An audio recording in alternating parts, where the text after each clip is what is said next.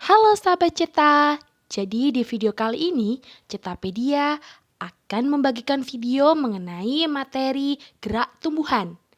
Tapi sebelum kalian nonton video ini, jangan lupa untuk klik tombol subscribe dan juga nyalakan tombol notifikasinya ya, agar kalian tidak ketinggalan saat ada video baru dari Cetapedia. Terima kasih.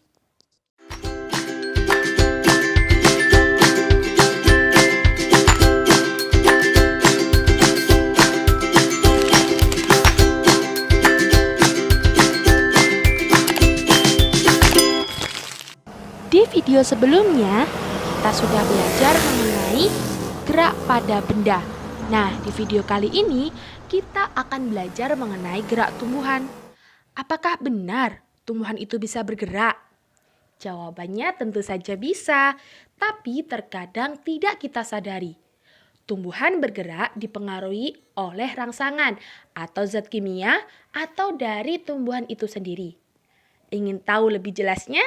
Simak video berikut sampai selesai ya. Nah, sahabat Ceta, mari kita buktikan sama-sama ya, apakah tumbuhan itu benar-benar bergerak atau tidak.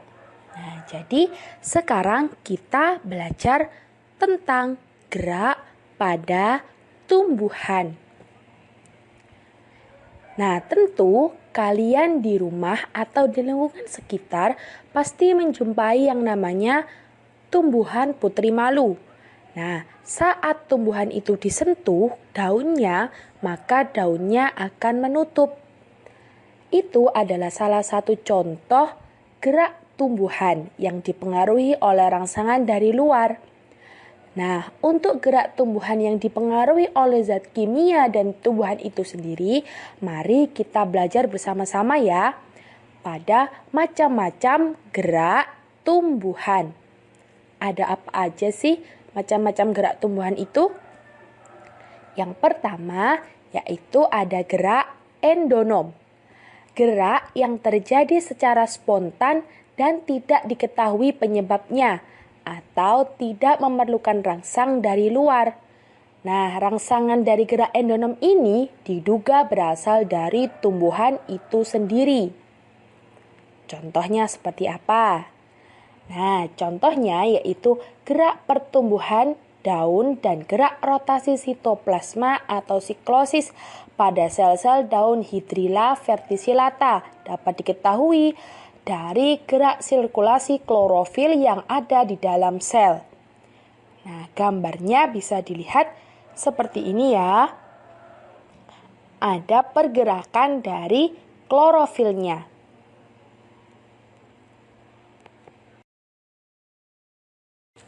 Selanjutnya yaitu ada gerak higroskopis atau gerak bagian tumbuh-tumbuhan karena pengaruh perubahan kadar air di dalam sel, sehingga terjadi pengerutan yang tidak merata. Contohnya, merekahnya kulit buah-buahan yang sudah kering pada tumbuhan polong-polongan. Yang kedua, membukanya dinding spongarium atau kotak spong paku-pakuan. Membentang dan menggulungnya gigi peristoma pada tumbuhan lumut. Nah, gambarnya bisa dilihat berikut ini. Ada kulit buah yang sudah masak kemudian bisa membuka sendiri dan mengeluarkan isi dari buahnya itu sendiri. Selanjutnya kita ke macam gerak yang ketiga, yaitu gerak esionom. Gerak esionom merupakan gerak tumbuhan yang disebabkan oleh adanya rangsangan dari lingkungan sekitar. Contohnya seperti tadi yang ada putri malu tadi ya, ada rangsangan dari luar atau lingkungan sekitar. Nah, macam-macam gerak esionom berdasarkan jenis rangsangannya ada 3 macam, yaitu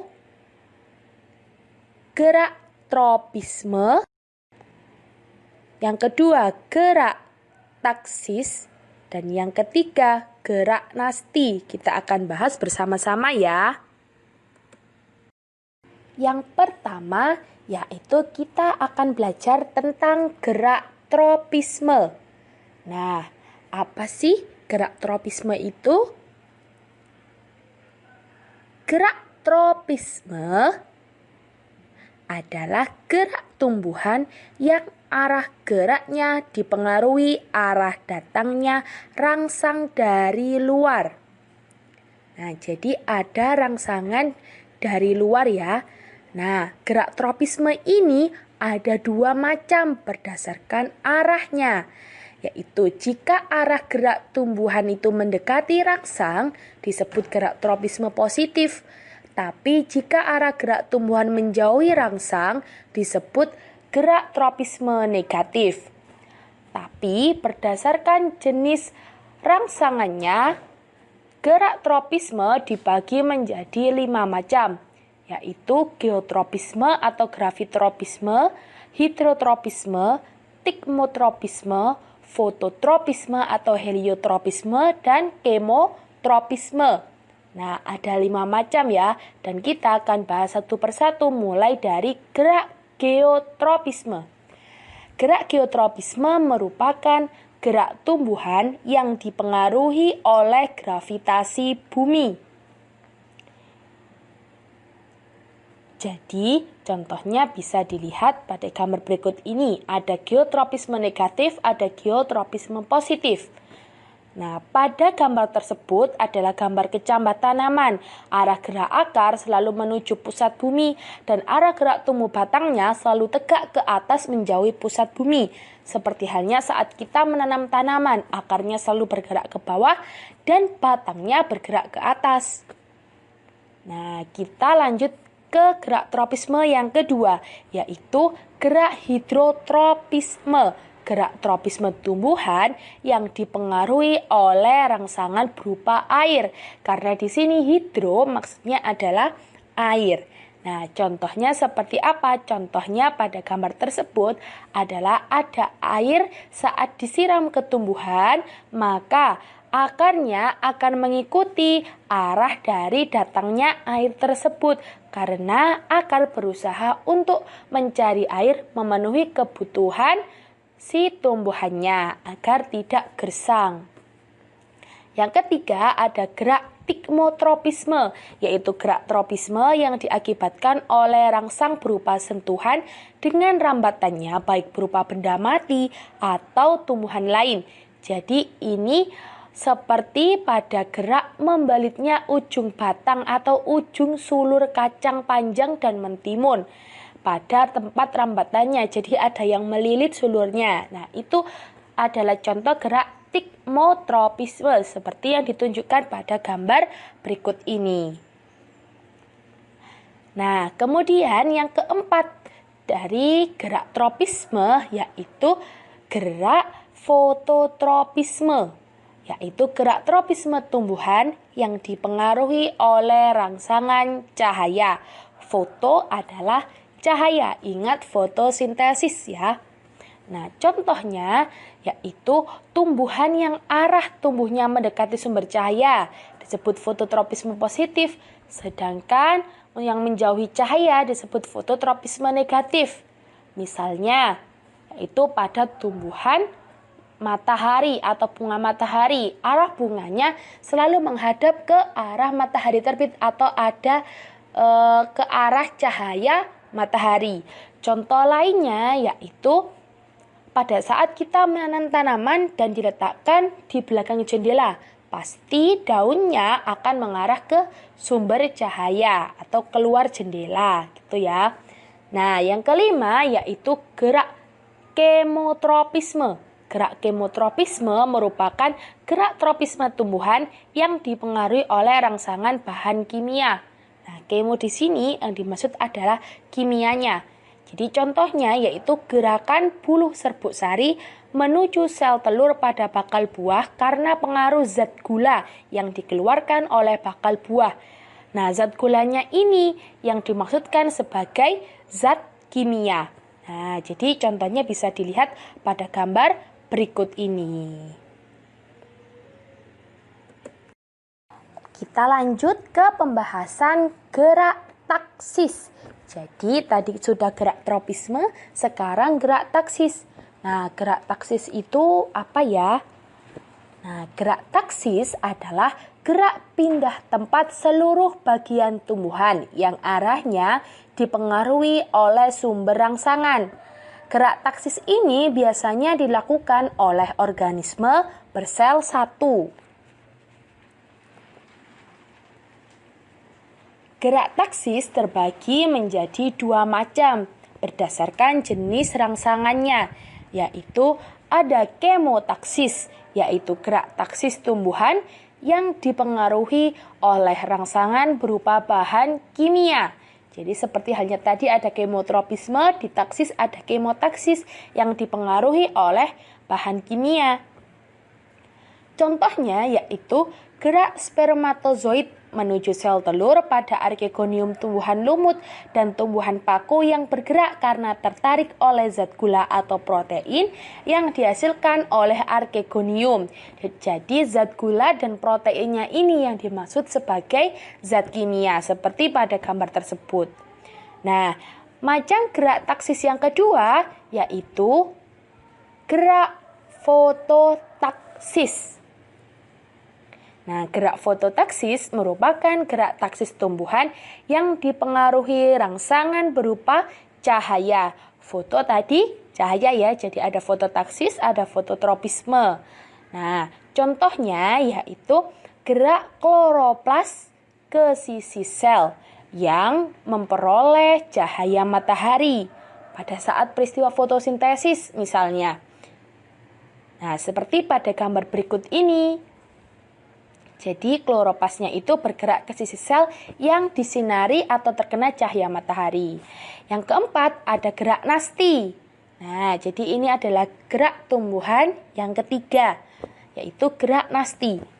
Gerak nasti merupakan gerak sebagian tubuh tumbuhan akibat rangsangan dari luar, tetapi arah geraknya tidak dipengaruhi oleh arah datangnya rangsangan tersebut. Nah, jadi seperti apa? Nah, gerak nasti sendiri terbagi menjadi beberapa macam. Ada 5 macam, seperti halnya gerak tropisme, yaitu ada niktinasti, fotonasti, seismonasti, termonasti, dan juga yang terakhir, nasti kompleks. Kita akan bahas satu persatu, mulai dari gerak niktinasti. Gerak niktinasti merupakan gerak nasti tumbuhan akibat rangsangan dari lingkungan yang terjadi pada malam hari. Kata kuncinya adalah night. Night adalah malam hari, seperti halnya bahasa Inggrisnya malam ya, night. Nah, contohnya yaitu menguncupnya daun tumbuhan leguminosae atau yang disebut kacang-kacangan. Misalnya daun tumbuhan turi. Nah, pada waktu menjelang petang, daun tumbuhan turi ini akan menutup. Nah, coba perhatikan ya yang punya tumbuhan turi di rumah. Yang kedua, kita belajar gerak nasti. Yang kedua nih apa nih ya? Nah, gerak nasti yang kedua adalah gerak fotonasti. Gerak nasti tumbuhan akibat rangsangan cahaya. Jelas ya ada fotonya, pasti karena rangsangan cahaya. Contohnya yaitu mekarnya bunga pukul 4 atau nama latinnya Mirabilis jalapa pada sore hari. Nah, bunganya seperti apa sih? Nah, bunganya bisa dilihat pada gambar seperti ini. Kira-kira sahabat kita punya nggak di rumah? Nah, kalau punya silahkan diperhatikan pada pukul 4. Apakah bunga itu mekar atau tidak?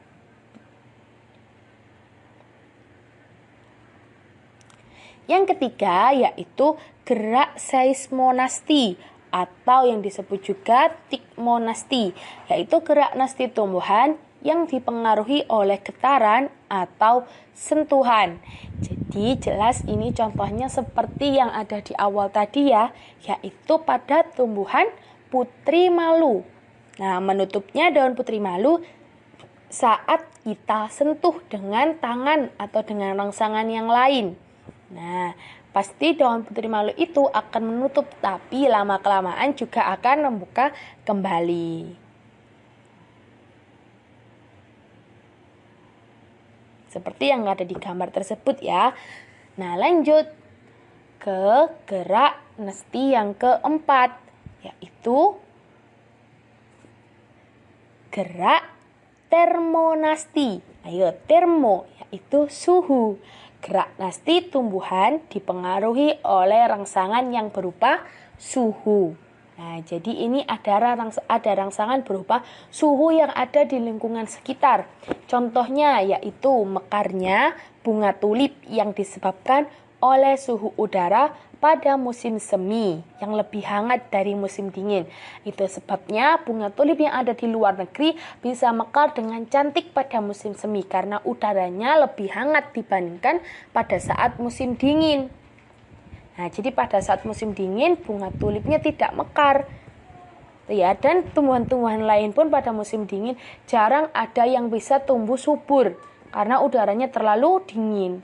Nah, lanjut ke gerak nasti yang kelima, yaitu nasti kompleks. Gerak tumbuhan akibat rangsangan yang diterima oleh tumbuhan tersebut lebih dari satu macam.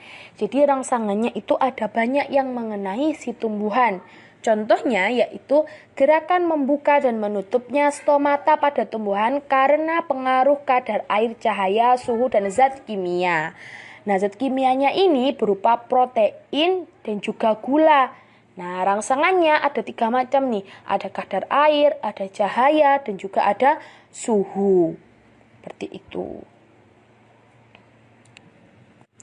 Nah, itu tadi merupakan macam-macam gerak yang terjadi pada tumbuhan. Jadi sudah terbukti ya bahwa tumbuhan juga bisa bergerak.